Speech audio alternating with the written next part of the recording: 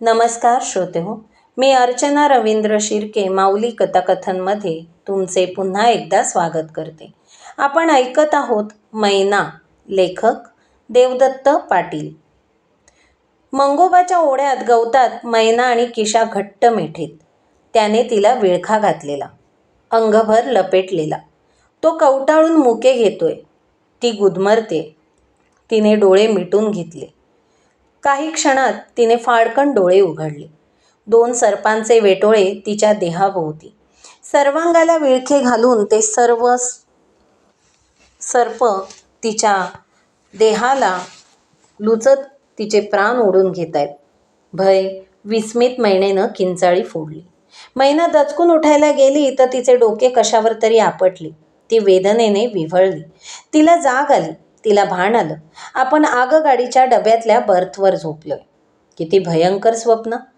पण छातीवर हा वळवळता स्पर्श. डोक्यापर्यंत चादर घेऊन तिला लपटूनच झोपलेल्या नवऱ्याचे हात होते ते.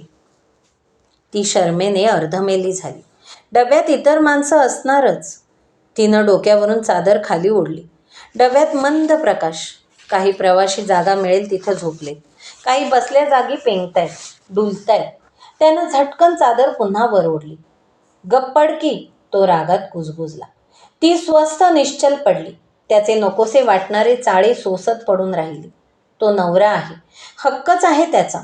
पण काळवेळ का कुठेही, आणि हा स्पर्श सुखद नाही वाटत. अंगावरून लाकूड पाटा फिरवल्यासारखं वाटतं. किशाच्या स्पर्शाची आठवण आली. त्या स्पर्शानं तिला रोमांचित केलं होतं. तिच्या रक्तात सुखद उष्ण लाटा लहरल्या होत्या. तिचं तनमन मोहरलं होतं. भोवताली लोकांची गर्दी, काल परवा परिचय झालेला नवरा, त्याचा जबरदार आवाज, ठिसकारल्यासारखं त्याचं बोलणं. ती त्याच्या नवरेपणाच्या दडपणाखाली गप्प पडून राहिली. जागा इतकी अपुरी की जेमतेम एक माणूस झोपू शकेल. त्या जागेत दोघं झोपलेली. तिला इकडे तिकडे इंचभर हलता सरकता येत नव्हतं की हातापायांची हालचाल करता येत नव्हती. त्याच्या चाळ्यांमुळेच स्वप्न पडून तिला जाग आली होती. तो छातीवरचा हात तिला झोपू देईना की उठू देईना. ती अवघडून पडून राहिली. म्हातारीनं सांगितलं होतं, नवऱ्याचं मन सांभाळ, त्याचा शब्द झेल, त्याला न आवडणारी कोणतीही गोष्ट करू नको. यापुढे तोच तुझा धनी, तुझा आधार, तुझा देव. तुझ्याकडून थोडी जरी चूक झाली, त्याचं मन दुखवलंस तर तुझं आयुष्य दुःखी होईल. तुझ्या आईच्या आयुष्याची वाताहत झाली, माझ्या आयुष्याची परवड झाली, तसं तुझ्या आयुष्याचं व्हायला नको.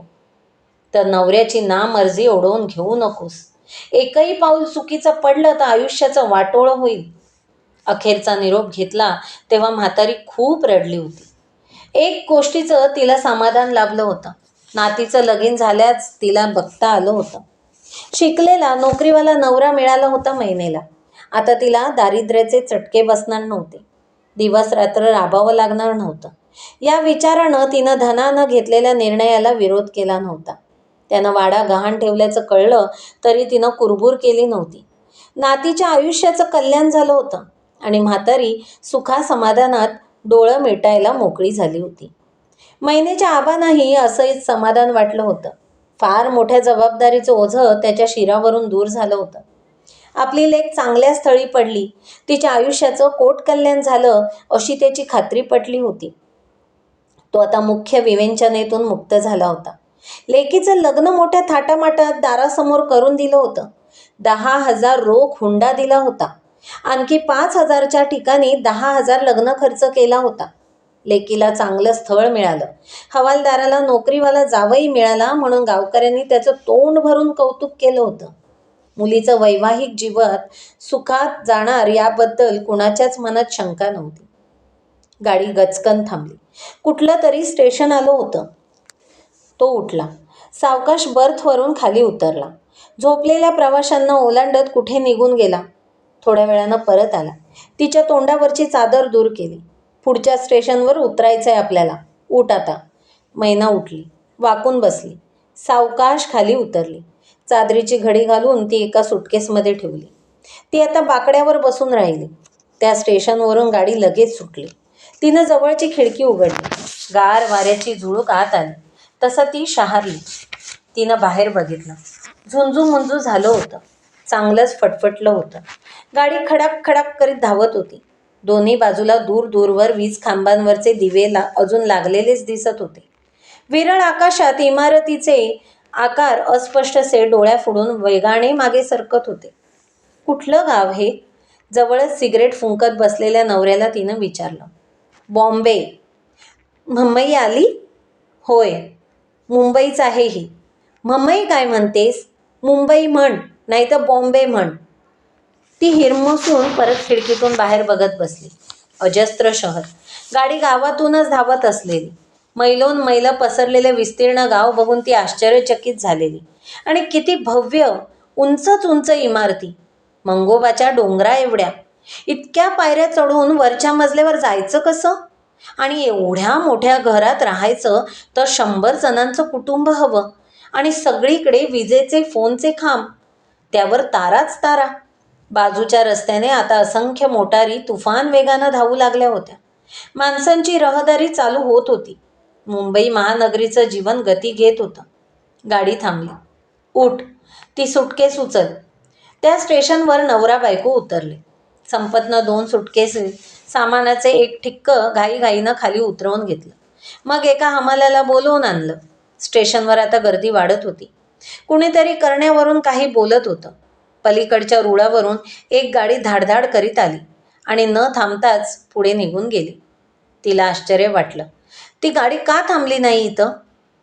ए, वेंधळ्यासारखं बघत काय राहिलीस? चल, ती त्याच्याबरोबर चालू लागली. स्टेशन बाहेर ती आली तर तिथं मोटारींची लांबच लांब रांग लागलेली. तिच्या नवऱ्यानं टॅक्सी म्हणून हाक दिली. टॅक्सी पुढे आली. सामान डिक्कीत ठेवलं. नवरा बायको टॅक्सीत बसले. नायगाव क्रॉस रोड, माधववाडी, असं काहीतरी नवरा टॅक्सी ड्रायव्हरला बोलला. टॅक्सी धावू लागली. अनेक रस्ते बदलत वळणं घेत टॅक्सी तुफान वेगात पळत होती. मग ती एक अतिशय अरुंद गल्लीत शिरली आणि एका जुन्या पण 4 मजली चाळीसमोर थांबली. आवारात उजव्या बाजूला आणखी एक जुनी 2 मजली इमारत. बाहेरूनच गॅलरीत जाणारा एक लोखंडी जिना होता. संपतने टॅक्सी तिकडे घ्यायला सांगितली. टॅक्सी जिन्याशी आली. संपत खाली उतरला. मैनेनं त्याचं अनुकरण केलं. ड्रायव्हरनं त्यांचं सामान काढून दिलं आणि संपतने दिलेले भाडे घेऊन तो निघून गेला. हे आपलं घर? मैनेनं विचारलं. तिला वाटलं हे 2 मजली मोठं घर नवऱ्याचं असणार. तुझ्या बाचं, नवरा चिडून उद्गारला. ते ठिक्क उचलून घे खांद्यावर आणि ही सुटकेस धर हातात. मग त्यानं 2 सुटकेसेस दोन्ही हातात घेतल्या. तो जिना चढू लागला. तीही ओझं घेऊन त्याच्या मागोमाग जाऊ लागली. गॅलरीत 3-4 बंद दारं ओलांडल्यावर एका कुलूप लावलेल्या दाराशी तो थांबला. सुटकेसेस खाली ठेवल्या.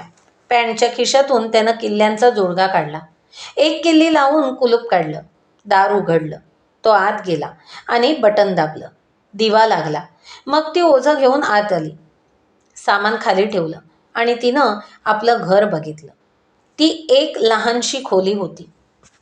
एक लोखंडी कॉट, त्यावर गुंडाळून ठेवलेली गादी, त्यावर पलंगपोसनी सतरंजी, 2 लोखंडी खुर्च्या, एक लहानसा लोखंडी टेबल, त्यावर 2-3 जुनी जाडजूड पुस्तकं, कागदांचा जुडा, रंगीत मुखपृष्ठांची अर्धनग्न नट्यांची चित्र असलेली 2-3 सिनेमासिकं, एका कोपऱ्यात प्लॅस्टिकच्या 2 बकेट्स, एक स्टीलचे चावीचे पीप, एक घागर पत्र्याची, एक कपाट, त्याला जाळीचं दार, एक लोखंडी रॅक, त्यावर 2 स्टीलची ताटं, 5-6 वाट्या, 2 तांबे, 2 काचेचे, 2 स्टीलचे, कप बशांची 2-3 जोड, 2 भगुले, डिचक्या, स्टीलच्या पातेल्या, स्टीलचेच 2-3 लहान डबे, 2 मोठे डबे, 2-3 बरण्या चिनी मातीच्या, खाली एक स्टोव्ह, चूल नाही, काही चमचे, पळ्या, सांडशी, चाकू, उलातनं, तवा, एका भिंतीला हॅकर्स, काही मळके कपडे, खाकी ड्रेस, बेल्ट, पलंगाखाली मोठी ट्रंक. एका कोपऱ्यात मोरी, त्याला कमरे एवढ्या भिंतीचा आडोसा, काळ्या फरशीवर सर्वत्र धूळ. बाहेरच्या सुटकेस आत घे. नवऱ्याच्या हुकमानं तिला भानावर आणलं. तो कपडे बदलत होता. ती दाराकडे वळली. गॅलरीतल्या दोन्ही सुटकेस आत घेऊन ठेव. आत दाराजवळ साळूत आहे. खोली झाडून काढ. तिनं साडीचा फदर खोवला आणि ती कामाला लागली. खोली झाडून झाली. सामान व्यवस्थित लावणं झालं. खालच्या नळावरून बकेटने घागरीनं पाणी आणून भरलं. तोवर संपत संडासला जाऊन आला. तो दात ब्रशिंग करू लागला. स्टोव्हवर पाणी तापवायला ठेव, त्यानं स्टोव्हकडे निर्देश केला. मला तो पेटवायला येत नाही.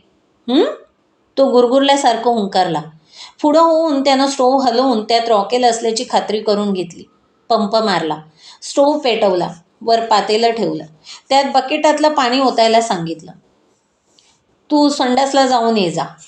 कुठं? जिना उतरून डावीकडे जा. इमारतीमागं 2 संडास आहेत. त्यात नळाचं पाणी आहे. ती जिना उतरली. डावीकडे वळली. 2 दार बंद संडास. एक दार ढकललं. आत कुणीतरी बापय खोकला. ती घाबरून शरमून घाईनं मागं सरकली. दुसऱ्या दाराशी गेली. दार ढकलू लागली. तोच आतून कुणीतरी कडी काढल्याचा आवाज. ती दचकून मागे सरकली. दार उघडलं गेलं. पट्टेरी चड्डी आणि मळक्या बनियानातला एक केसाळ बापय गडी बाहेर आला. त्यानं तिला थांबून निरखून बघितलं. ती संकोचून उभी. तो बाजूला झाला. ती आत गेली. दार बंद करून घेतलं. पण काही केल्या तिला संडासला होईना. आयुष्यात प्रथमच ती बंदिस्त संडासात आली होती. एवढ्यात कुणीतरी दारावर धडक मारली. ती दचकून उठली. तिनं ठरवलं आता दुपारीच यावं. ती दार उघडून बाहेर आली तर एक बाईने एक पुरुष रांग लावून उभे. ती अवघडली. लगबगीनं जिन्याकडे आली. नवऱ्याची आंघोळ झाली. त्यानं सिगारेट शिलगावली. खुर्चीवर निवांत बसून तो सिगारेट ओढू लागला. तू आंघोळ उरक, मी बाहेर जाऊन येतो. थोडं सामान खरेदी करून आणतो. संपत कपडे करून बाहेर गेला आणि स्टोव्ह भडकून विझला. तिनं गार पाण्यानं आंघोळ केली. तिला चहाचीही सवय नव्हतीच. तिनं दार उघडलं आणि ती वेळ काढण्यासाठी गॅलरीत येऊन उभी राहिली. आवारातील माणसांची वर्दळ वाढली होती. आजूबाजूची दारं उघडली होती. गॅलरीतून लोकांची ये-जा सुरू होती. बाजूच्या खोलीतून एक जाडगेली मध्यमवयीन बाई बाहेर आली. केसांची गुंतवळ तिनं गॅलरीतून खाली टाकली. तिच्या हातात कंगवा होता आणि तिनं वेणी घातली होती. ती छातीवर रुळत होती. तुम्ही संपतरावांच्या मिसेस वाटतं, मैनेला न्याहाळीत तिनं विचारलं. म्हणजे? हां, मी त्यांची बायको. मैना गोंधळली. पण अंदाजानं तिनं उत्तर दिलं. छान. माहेर कुठलं? गावडी. कुठं आहे ही गावडी? इक्रमनगरजवळ. आणि विक्रमनगर कोणत्या जिल्ह्यात आहे? तकडे लांब आहे, सांगली कोल्हापूरकडं. तुम्ही कोण? मैनेनं विचारलं. मी मनीषा कुलकर्णी, प्राथमिक मराठी शाळेत शिक्षिका आहे. मिस्टरही इथल्या शिवाजी विद्यालयात टीचर आहेत. तुमचं शिक्षण? शिक्षण काय बी नाही. तुमच्या भाषेवरून वाटलंच मला, पण काही हरकत नाही. तुम्हाला काही मदतीची गरज भासली तर संकोच न करता मला सांगत चला. तुम्ही शहरात प्रथमच आलेले दिसता. तसं घाबरण्याचं गोंधळण्याचं कारण नाही. मी तुम्हाला सगळ्या गोष्टींची माहिती करून देईन. तुम्हाला आवडत असेल तर सवडीनं थोडं थोडं लिहायला वाचायलाही शिकवीन तुम्हाला. बाई मदत करायला उत्सुक आणि उत्साही होत्या. ह्या वयात लिहाया वाचाया शिकायचं? मैनेनं थोड्या नवलानंच प्रश्न केला. अहो, काही माणसं वयाची 60 उलटल्यानंतरही शिक्षण घेतात. तुम्ही तर वयानं खूपच लहान आहात. वास्तविकतः हे काही तुमचं लग्नाचं वय नाही. पण खेड्यातली माणसं भातुकली खेळणाऱ्या मुलींचीही लग्न करतात. तुमचं नाव? मैना. छान आहे हो तुमचं नाव, मैनाबाई. काही लागलं सवरलं तर सांगा. पण हो, तुम्ही चहा घेतला का? नाही, म्हणजे मला चहाची सवय बी नाही आणि तो इष्टू बी इजून गेला. मी करून देते चहा आणि स्टोव्हही कसा पेटवायचा, कोणती काळजी घ्यायची सांगते. मैनेला मनीषाताईंचा स्वभाव आवडला. बाई सुशिक्षित असल्या तरी अडाणी मैनेविषयी त्यांना सहानुभूती होती. त्यांच्या स्वभावात अभिमान, आढ्यतेचा लवलेश नव्हता. माणूस समजून घेण्याचा, माणुसकीचा फार मोठा गुण त्यांच्यात होता. त्यांनी मैनेला चहा करून दिला. स्टोव्ह पेटवायला शिकवलं. आणखी आवश्यक असा बऱ्याच सूचना दिल्या. त्यांनी दाखवलेल्या आस्थेनं मैना भारावून गेली. मनावरचं दडपण थोडं कमी झालं. अगदीच एकाकी वाटण्याचं कारण उरलं नाही. संपत आवश्यक जिन्सांची बरीच खरेदी करून आला. दूध आणलं, वान सामान, भाजीपाला घेऊन आला. मग तो सिगारेटी फुंकीत बसला. मैनेनं स्वयंपाक केला. संपत जेवला आणि पोलीस ठाण्यावर जाऊन येतो म्हणून बाहेर निघून गेला. मैनेनं जेवून घेतलं. उष्ट खरकटं आवरलं. ती बाहेर गॅलरीत आली. मनीषा कुलकर्णींच्या खोलीला कुलूप होते. दोघंही नवरा बायको नोकरीवर गेले असणार. इतक्या खोल्यांपैकी काही बंद होत्या. एखाद दुसराच माणूस वावरताना दिसत होता. आता काय करावं हा महिनेपुढे प्रश्न होता. ती आत गेली आणि कॉटवर आडवी झाली. रात्रीच्या प्रवासाच्या दगदगीनं तिचा डोळा लागला. संपतनं तिला गदागदा हलवून उठवलं. तेव्हा तिला जाग आली. तिनं डोळे चोळीत त्याच्याकडे किलकिल्या डोळ्यांनी पाहिलं. प्रथम तो कोण हे चटकन तिच्या लक्षातच आलं नाही. अगं उठ, दार उघडं ठेवूनच झोपलेस, तो रागानं बोलत होता. त्या आवाजानं तिला भान आलं. तो नवरा होता. काय? ती घाबरून उद्गारली. काय? मूर्ख कुठली, असं दार उघडं ठेवलं तर घर लुटून नेतील एक दिवस, तो खिकसला.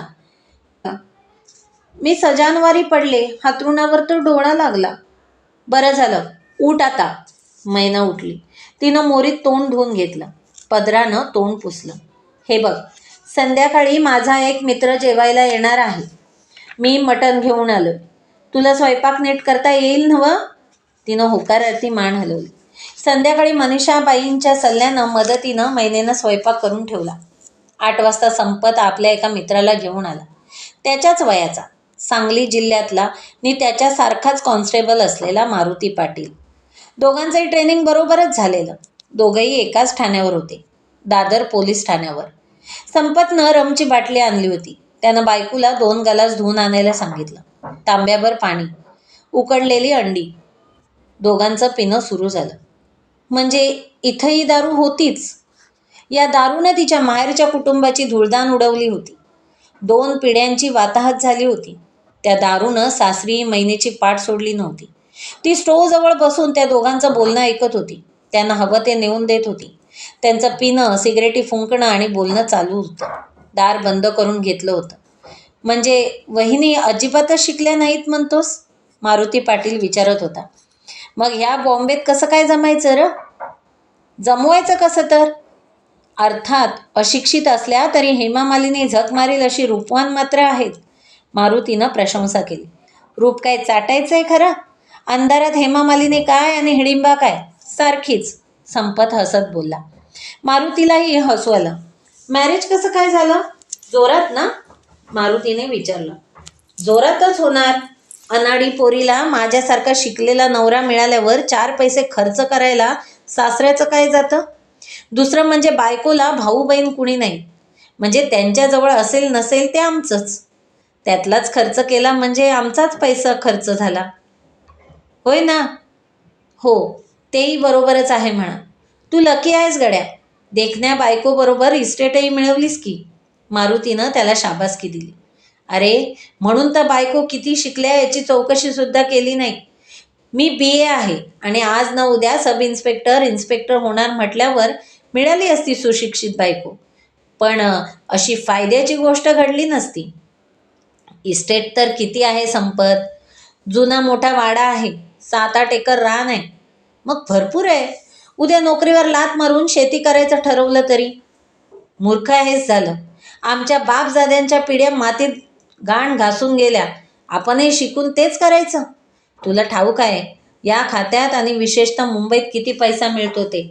आपल्या PSI क्षीरसागरनं किती तुफान पैसा मिळवलाय. त्या इन्स्पेक्टर जोशीनं सांताक्रूजला असताना म्हणे एका वर्षात 15 लाखाची माया जमवली. मी एक ना एक दिवस इन्स्पेक्टर होणार बघ. मग त्यासाठी काहीही करावं लागलं आणि कोणतीही किंमत मोजावी लागली तरी मागे पुढे बघणार नाही. त्या दिशेनं आतापासूनच प्रयत्न चालवलेत मी. वडिलांचं कर्ज आहे म्हणत होतास, त्याचं काय केलंस? ते हुंड्यातनं भागवून टाकलं. रोख एक रकमी 10,000 हुंडा घेतला. काय म्हणतोस? 10,000? मग 10,000 फार झाले.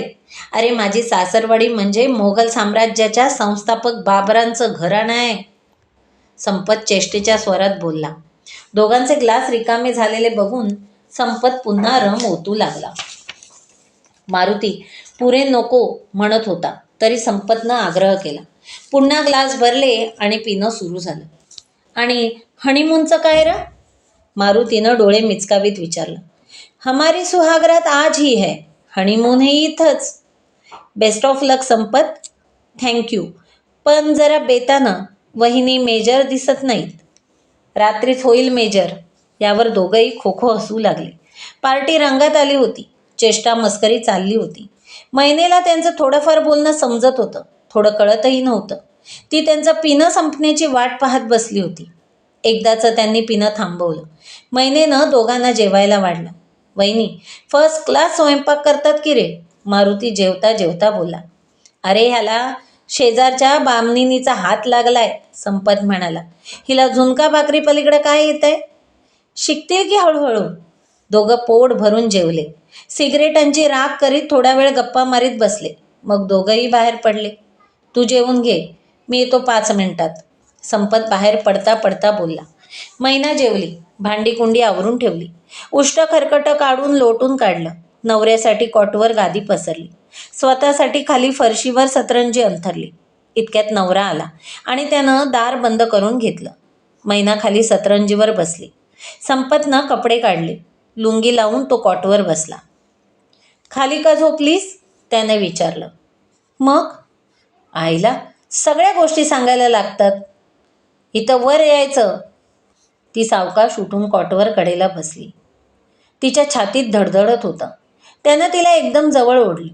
ती भीतीनं थरथर कापू लागली. तिच्या घशाला कोरड पडली. न न ग, ती कसंबसं बोलली. नको? मग काय मला स्वयंपाकीन मिळत नव्हती म्हणून तुला लग्न करून आणलंय? म्हणत त्यानं तिच्या अंगावरले कपडे भराभर काढले. दिवा, ती अगतिक शर्मेनं म्हणाली. असू दे, तू फार देखणी आहेस म्हणे. बघूया तरी कशी दिसतेस. उजेडात तिचं सोन्यासारखं कांतिमन यवनात फुल शरीर बघून त्याची वासना उसळली. ती भयभीत झाली. अंगावरून वारं गेल्यासारखं शरीर लोळं पडलं. तो तिला कवटाळून आवळू लागला होता. शरीरात शक्तीचा संचार होऊन तिनं जोरानं त्याला दूर ढकलण्याचा प्रयत्न केला. ती विवळत धडपडू लागली. नवरा तो उकळत्या वासनेमुळे धुंद झालेला. त्याला तिच्या प्रतिकारानं चीड आली आणि त्यानं तिच्या थोबाडीत दिली. मैनेच्या डोळ्यातून खळकन आसू उघळले. संताप आणि आवेगी वासनेने मग तो तिच्यावर तुटून पडला. त्याच्या तना मनात बलात्कारी नशा आली आणि तडफडत्या धडपडत्या पोरीचा उपभोग घेण्यातल्या एका आगळ्याच आसुरी आनंदाचा त्याला अनुभव आला. तो तिचे हाल हाल करीत उपभोगू लागला. त्याच्या जीवघेण्या प्रणय क्रीडेने ती बेशुद्ध पडली. पण तो थांबला नाही. तृप्त झाल्यावरच तो थांबला. ते त्याच्यासाठी नवं नव्हतं. गेली 5-6 वर्ष तो मुंबईत होता. संधी मिळेल तसं तेव्हा तो वासना तृप्त करून घेत होता. पण सुंदर कुमारिका त्याला नुकतीच लाभली होती आणि तिला भोगण्यातला आनंदच काही और होता. शिवाय ती हक्काची होती. हवं तसं आणि हवा तसा तो आनंद लुटू शकत होता. तिच्या मनाचा विचार करण्याचं त्याला कारणच नव्हतं. तिला सुख देण्यापेक्षा स्वतः सुखोपभोग घेण्यात तो रमत होता. तिला विश्वासात घ्यावं, हळुवारपणे तिला फुलवावं यात त्याला रस नव्हता. तिच्या भावनांविषयी तो बेफिकीर होता. तिला शुद्ध आल्यावर ती कन्हू लागली. तेव्हा त्याला आपल्या पुरुषार्थाचा अभिमान वाटला. आपल्या मर्दानी जवानीचं सार्थक झाल्यासारखं वाटलं. तिच्या यातना बघूनच तो उत्तेजित झाला. त्या रात्री त्यानं तिला घडीभरही विश्रांती घेऊ दिली नाही. तिच्या देहाचे लचके तोडत आपली पाशवी वासना शमवून घेण्यात त्याला धन्यता वाटली. त्या भयंकर मरणानुभव देणाऱ्या संभोगाने मैना स्त्री बनली.